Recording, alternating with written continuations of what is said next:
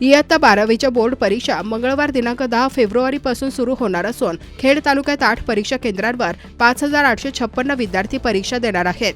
खेड तालुक्यातील 7 आणि शिरूर तालुक्यातील 1 असे मिळून 8 परीक्षा केंद्रांवर सर्व व्यवस्था करण्यात आली आहे। खेड तालुक्यातील बहुतेक विद्यार्थी ग्रामीण भागातून एसटी बसने प्रवास करत असतात। अशा वेळी परीक्षा केंद्रावर वेळेत पोहोचण्यासाठी परीक्षार्थी विद्यार्थ्यांनी रस्त्यावर मदतीचा हात दाखवल्यास दुचाकी तसेच खासगी वाहन चालकांनी सहकार्य करण्याचे आवाहन करण्यात आले आहे। दरम्यान 10वी-12वीच्या परीक्षेत कॉपी केल्यास थेट गुन्हा दाखल होणार आहे। महाराष्ट्र राज्य माध्यमिक व उच्च माध्यमिक शिक्षण मंडळाच्या वतीने घेण्यात येणाऱ्या 10वी आणि 12वी बोर्ड परीक्षांच्या काळात कॉपीमुक्त अभियान कडकपणे राबविण्यात येणार आहे। राज्यात 10 फेब्रुवारी 2026 पासून 12वीची तर 20 फेब्रुवारी 2026 पासून 10वीची परीक्षा सुरू होत आहे।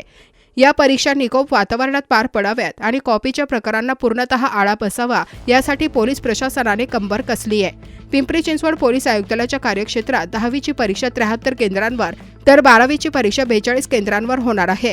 या सर्व परीक्षा केंद्रांच्या 500 मीटर परिसरात अनधिकृत व्यक्ती आणि वाहनांना प्रवेश बंदी करण्यात आली आहे। तसेच परीक्षा कालावधीत केंद्राच्या परिसरातील Xerox centre, cyber cafe, STD booth आणि ध्वनिक्षेपक पूर्णपणे बंद ठेवण्याचे आदेश देण्यात आले आहेत।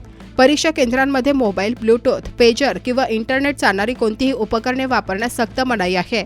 परीक्षेत कॉपी करताना, त्यासाठी मदत करताना किंवा गैरप्रकारांना प्रोत्साहन देताना कोणी आढळल्यास त्यांच्यावर महाराष्ट्र प्रिव्हेन्शन ऑफ माल प्रॅक्टिसेस 1982 या कायद्याअंतर्गत थेट गुन्हा दाखल करण्यात येईल असा इशारा पोलिसांनी दिला आहे। परीक्षेच्या काळात केंद्रांवर पुरेसा पोलीस बंदोबस्त तैनात असणार आहे।